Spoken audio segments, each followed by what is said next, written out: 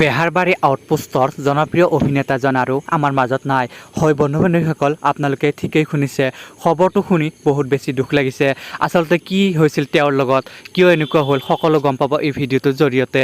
গতিকে বন্ধু-বান্ধৱীসকল, ভিডিঅ'টো আৰম্ভণিৰ পৰা শেষলৈকে চাই থাকিব, অলপ স্কিপ নকৰাকৈ। হয় বন্ধু-বান্ধৱীসকল, জনপ্ৰিয় ধাৰাবাহিক বেহাৰবাৰী আউটপোষ্টত অভিনয় কৰা জনপ্ৰিয় অভিনেতাজন আৰু আমাৰ মাজত নাই। তেওঁ কোন হয় আৰু তেওঁৰ কি নাম, সকলো গম পাব।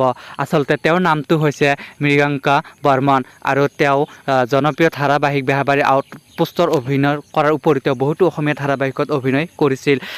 বন্ধু-বান্ধৱীসকল, জানিব পৰা মতে তেওঁৰ প্ৰেমৰ কাৰণে এনেকুৱা হৈছিল আৰু তেওঁ বহুত জোৰেৰে তেওঁক আঘাতপ্ৰাপ্ত কৰিছিল। হয় বন্ধু-বান্ধৱীসকল, যাৰ ফলত তেওঁ আৰু আমাৰ মাজৰ পৰা হেৰাই গৈছে। বন্ধু-বান্ধৱীসকল, খবৰটো শুনি বহুত বেছি দুখ লাগিছে আৰু আপোনালোকৰ ওচৰত ভিডিঅ'টো শ্বেয়াৰ কৰিছোঁ। গতিকে বন্ধু-বান্ধৱীসকল, আপোনালোকে যিমান পাৰে সিমান ভিডিঅ'টো শ্বেয়াৰ কৰি দিব। বন্ধু-বান্ধৱীসকল, জনপ্ৰিয় অভিনেতা মৃগাংকৰ খবৰটো পাই সকলো শোকত ভাগি পৰিছে আৰু জনপ্ৰিয় অভিনেতাজনৰ এই খবৰটো সকলো অভিনেতা আৰু অভিনেত্ৰীসকলেও ভাগি পৰিছে বেহাৰবাৰী আউটপোষ্টৰ। বন্ধু-বান্ধৱীসকল, আজিৰ ভিডিঅ'টো ইমানখিনিয়ে আছিলে। পৰৱৰ্তী ভিডিঅ'ত আকৌ লগ পাম। আজিলৈ ধন্যবাদ।